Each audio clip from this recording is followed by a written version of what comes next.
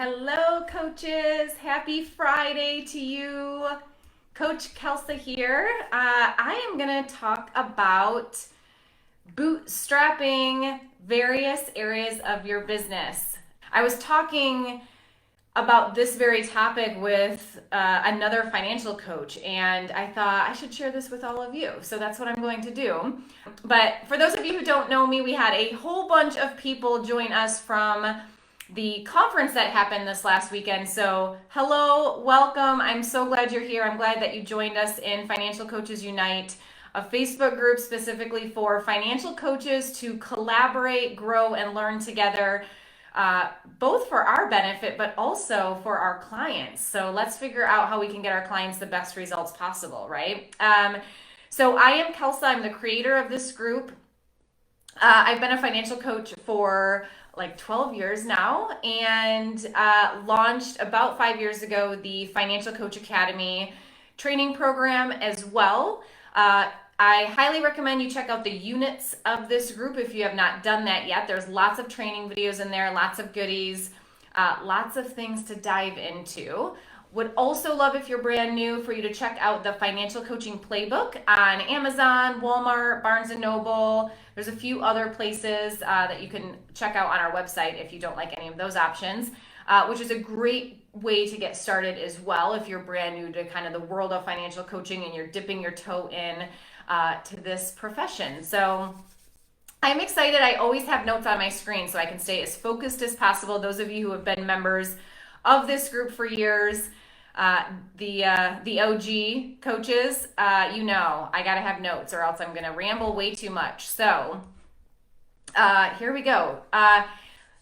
The reality, you guys, listen, we all have this dilemma in our businesses, and it is especially true when we first launch, but it never really goes away. There's always this dilemma of like, should we invest the time to do something ourselves, or does it make more sense to invest in paying someone to do that task for us, right? Now, it's especially important at first when you're launching because the number of things we need to complete in our business when we first launch is extremely overwhelming, right? There is so many things we need to do right away, and it can often feel like I need to do this task over here, but then I need to come back over here and finish this, but that I couldn't finish until I got this other thing done. So it's so overwhelming, right? In this video, I'm going to tackle some tips and strategies, but most importantly, some questions that you can ask yourself to determine whether or not you should be bootstrapping a particular part of your business, or if you really should just bite the bullet and pay someone to do it for you. I can't give you a clear list of like, here's exactly what you should bootstrap and here's what you should outsource, because what you're gonna notice is all has to do with sort of our own individual skill sets, our own experience coming into the business, what we enjoy doing, that kind of thing. So I vividly remember, and I mean vividly, in those first few months, sitting at my couch with my laptop, I remember it being like 2 a.m. and I was learning WordPress because I was doing my website myself. Now, this was, like I said, 12 years ago. So they're really like the whole do-it-yourself websites, the plug and play, drop and drag kind of websites, creators were not a thing 12 years ago.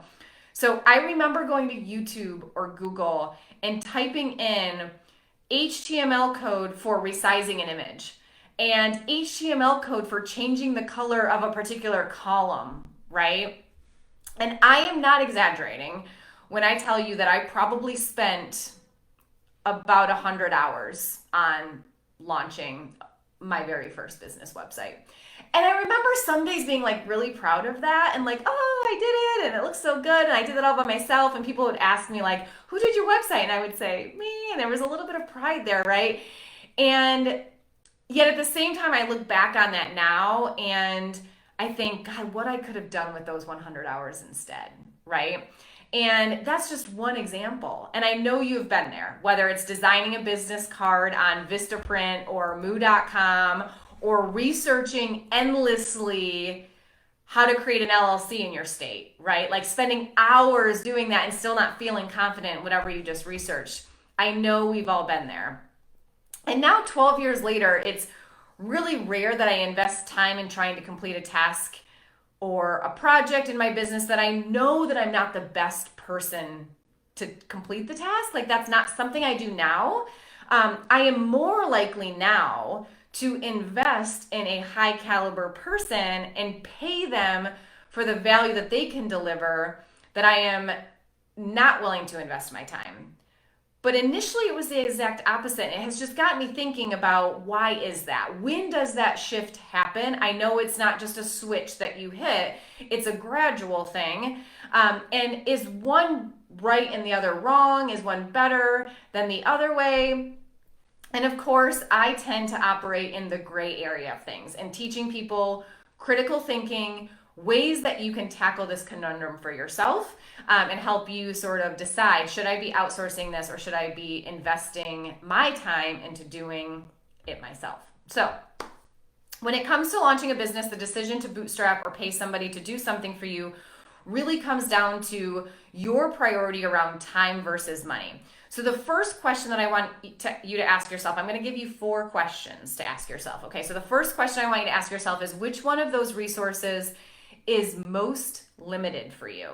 So if you have extra time and you don't mind investing that time into your business, it may make sense to bootstrap that particular task or project. However, if you have extra funds available, so you have more discretionary cash, let's say, and you can invest that money into your business, it might make sense for you to pay someone to complete that task for you, since that's their area of expertise, and you can focus instead on putting your time into your, an area of your business that really only you can do, such as like coaching your clients or marketing your business or talking to referral partners and that kind of thing. Nicole says, I'm so glad you said this. I have stressed myself over creating my website to the point of total discouragement. Nicole, no, we don't want that. And this is exactly, okay, so when we get to question 3, this is exactly what we are trying to prevent by this video, okay? So I'm so glad you're tuning in live right now.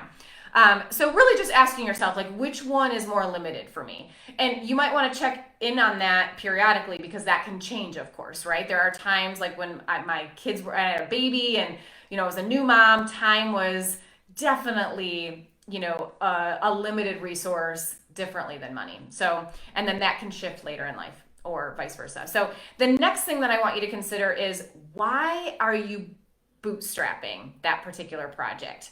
And I have a feeling this is something that many of you haven't really considered in the past.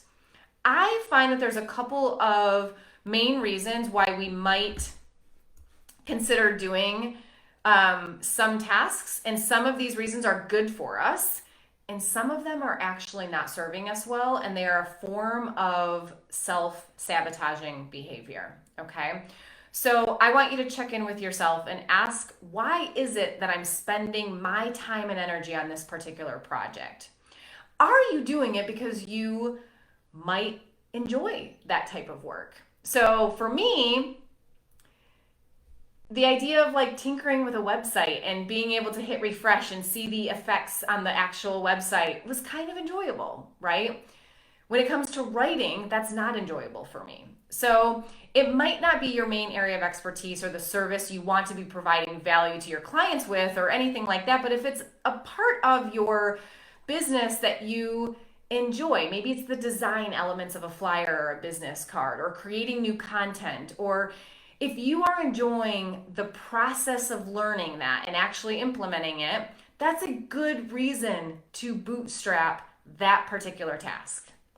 On the other hand, if you are investing your time and energy on a particular project because you are trying to avoid another area of your business that only you can do, it is likely not a good reason to bootstrap that particular project. So let me give you an example.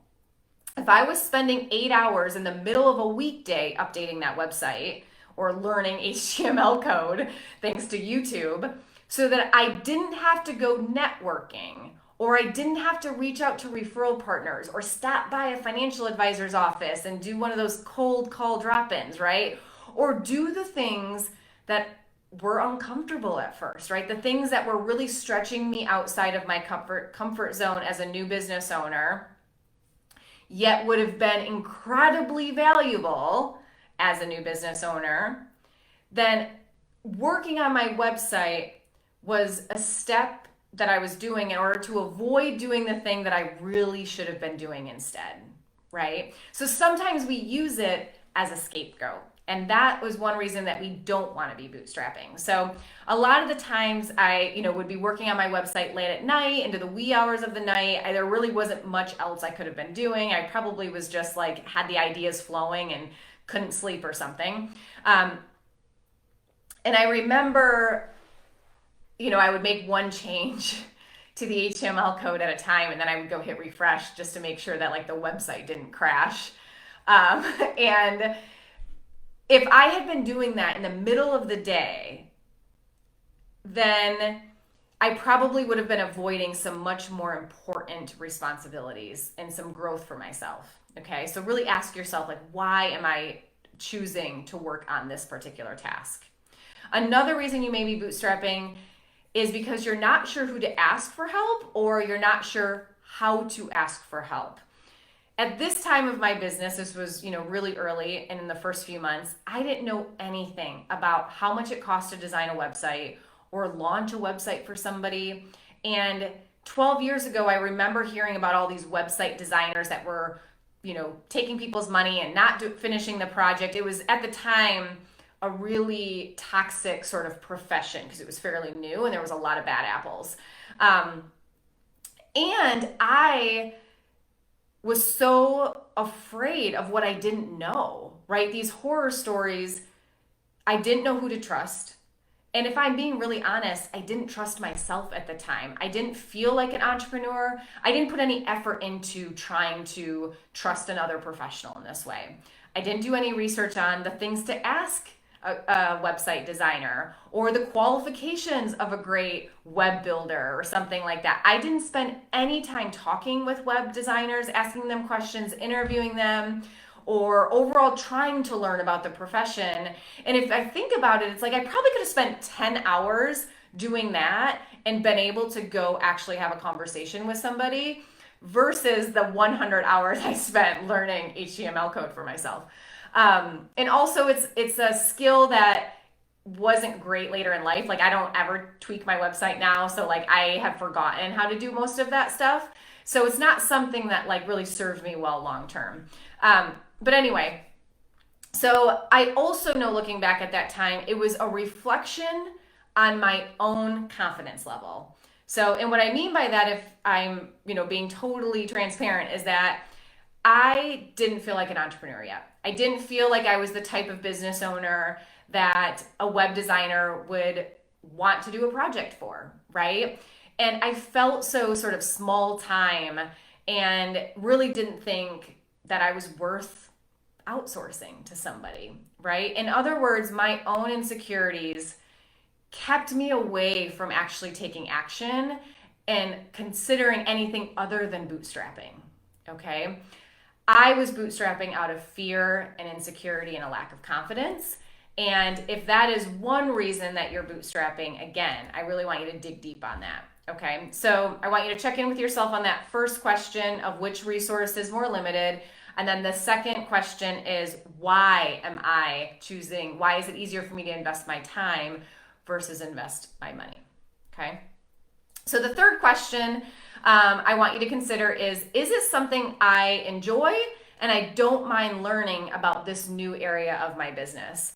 In other words, where does this particular task land in my zone of genius versus my zone of incompetence?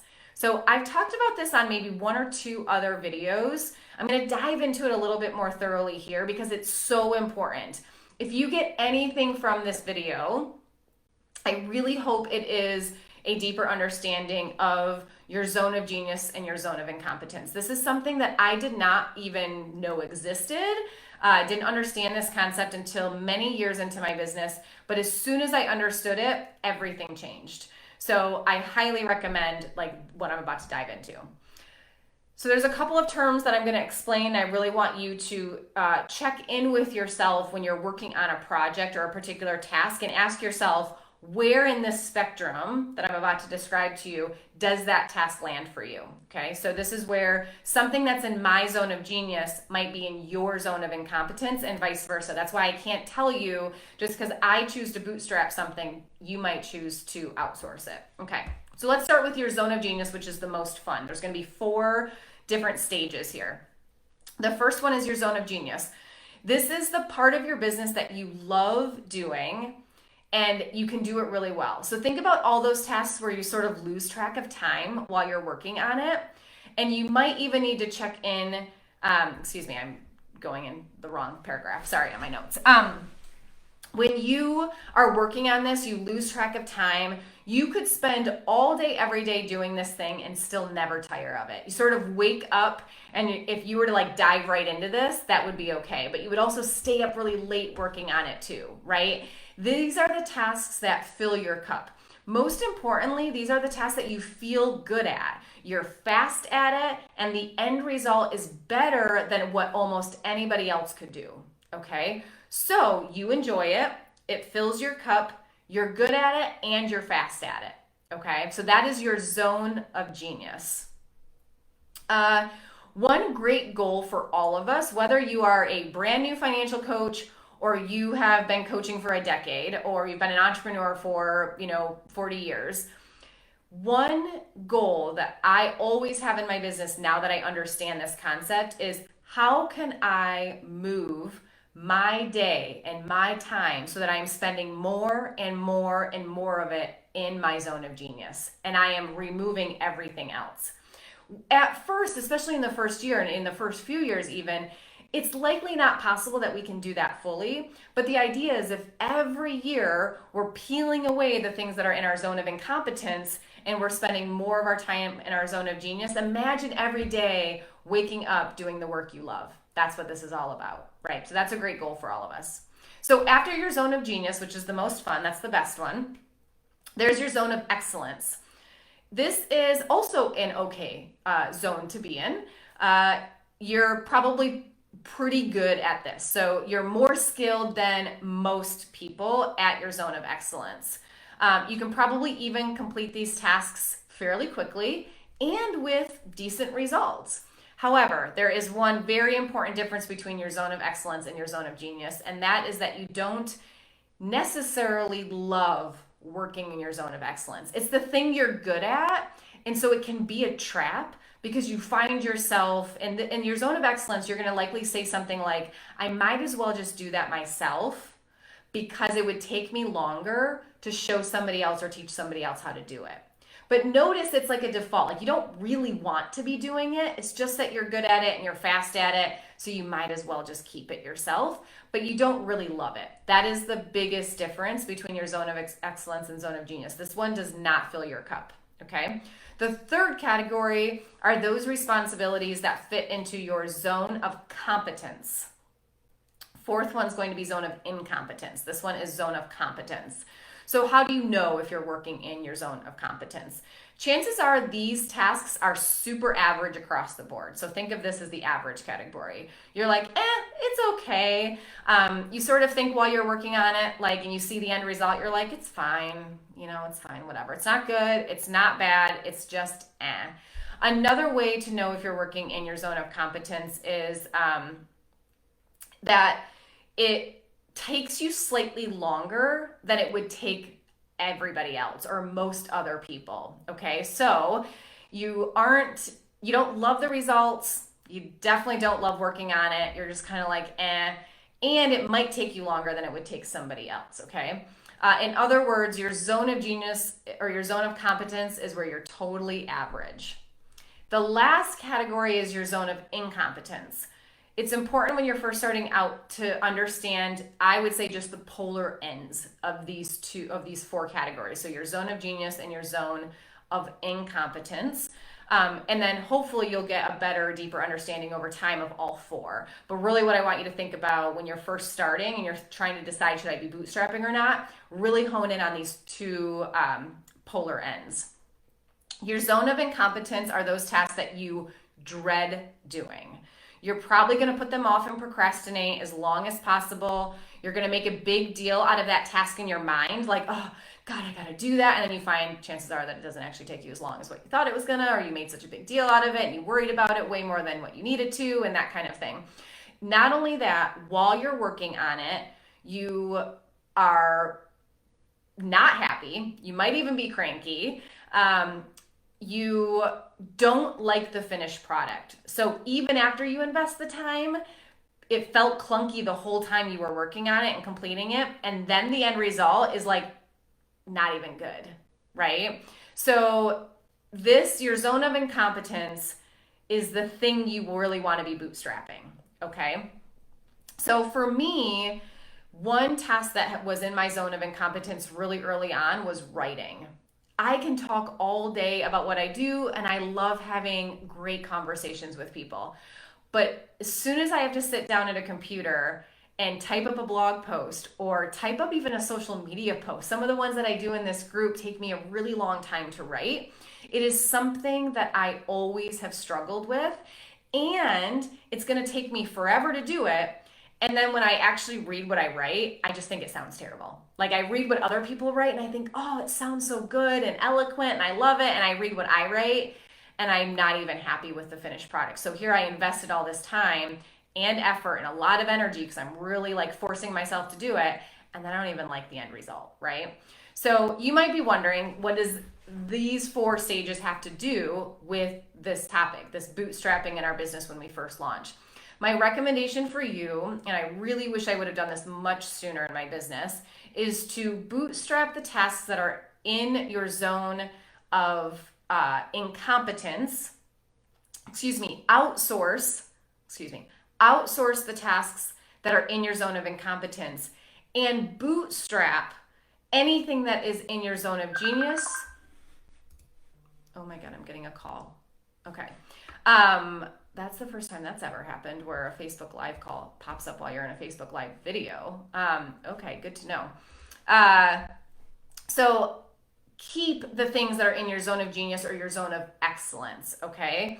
And then the reasons are so important because when we first launch a business, like I was saying when we started, it can be really overwhelming. The number of things we need to just get done in order to feel as if we actually have a business is so great in number. We have to think of a business name. We have to think of who our ideal client is. We have to come up with a way for them to schedule. We have to figure out how do people take payments, and we're overwhelmed about business structure and business checking accounts and setting up an LLC and creating content to share and designing a program and having a scheduling link. And I'm just skimming the surface on all of the things that need our attention in our business right away, right? So it is likely for all of us that in some capacity our time is going to be limited in our business. There is simply too many things that need our attention and time is limited, right?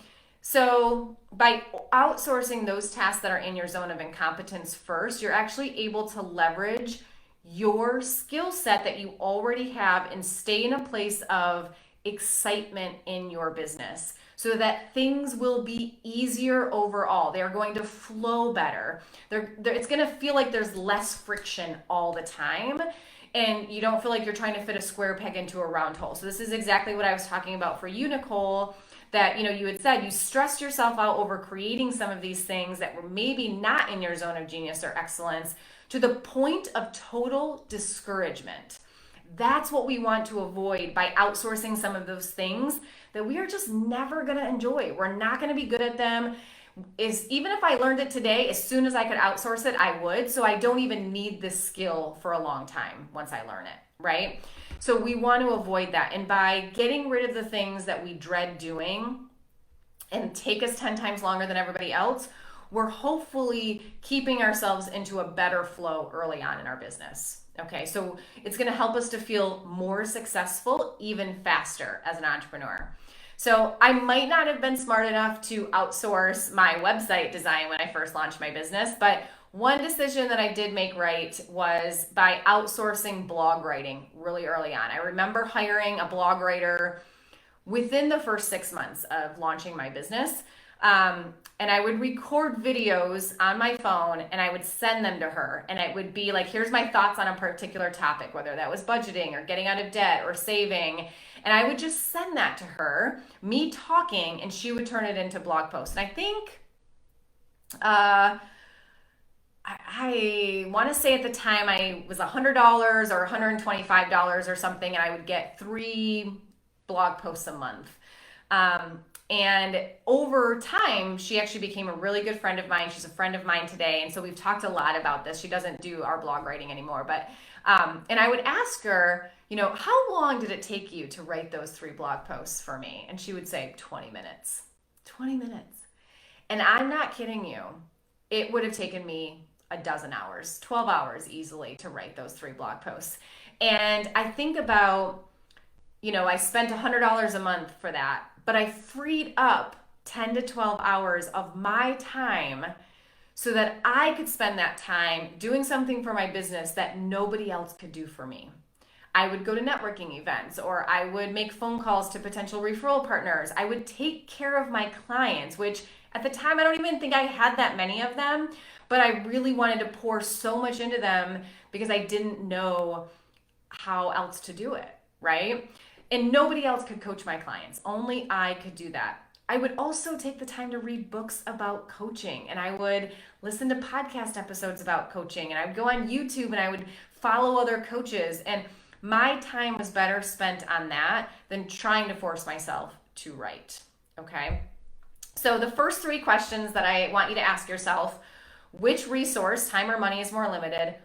Why am I bootstrapping this particular project, and really get to the core of that so you can make sure it's a good reason or a bad reason for yourself. Where does this land in my zone of genius versus my zone of incompetence? So after asking yourself all those questions, you're simply not sure if you should be bootstrapping a particular task or not. What do you do? Well, that leads me to my 4th question that you can ask yourself, and that is, when am I going to be trading too much of my time for this particular task? So if you're not sure if you should dive into tackling a particular project, I say try it first. I really think so. I feel like, I was not an entrepreneur when I first started my business. I came from corporate finance, corporate accounting. So if you're like me, I didn't know anything about being an entrepreneur. And I discovered so much about myself that I never even knew existed, skills I had, traits I had, characteristics I had that were completely dormant while I was in corporate finance. So I want you to try some things because you might discover that it was actually in your zone of genius and you just didn't know it, okay? Now, what I want you to do though, is at the same time set a limit on the amount of time that you're willing to spend working on that particular task or project. And then when that time elapses, I want you to stop and reflect on how you're feeling and how it's going. So in other words, I don't want it to be this open-ended amount of time that you're investing into something that you may not enjoy, that you may not be good at, that you may never be good at and never want to get good at, right? And end up abandoning it anyway, or finding yourself like Nicole, where she starts to feel so frustrated, you sort of just want to throw your hands up and be like, forget it all, right? So instead, go into it being curious, but also with a limit on the amount of time you spend, so that way it doesn't become a waste of your time.